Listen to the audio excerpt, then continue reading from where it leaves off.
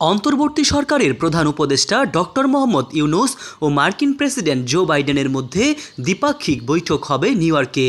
24শে September জাতিসংঘ সদর দফতরে বৈঠকটি হওয়ার সম্ভাবনা রয়েছে। জাতিসংঘ অধিবেশনের ফাঁকে কোনো রাষ্ট্র বা সরকার প্রধানের সঙ্গে মার্কিন প্রেসিডেন্টের দ্বিপাক্ষিক বৈঠকের নজির বিরল।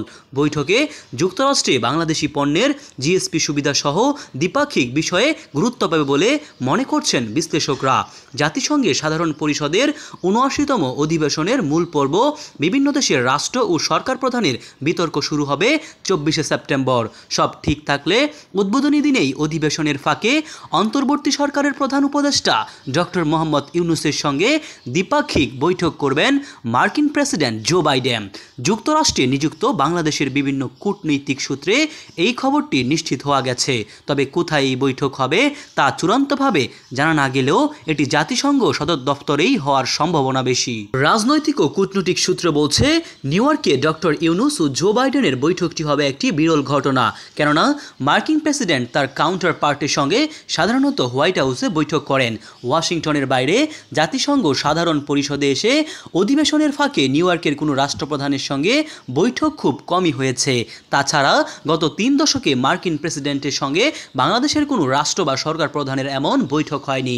ছাত্রদের গণ অভ্যুত্থানে শেখ হাসিনা সরকারের পতনের পর প্রধান উপদেষ্টা হিসাবে অন্তর্বর্তীকালীন সরকারের প্রধানের দায়িত্ব গ্রহণ করেছেন আন্তর্জাতিক খ্যাতিসম্পন্ন বাংলাদেশের একমাত্র নোবেলজয়ী ডক্টর মোহাম্মদ ইউনূস।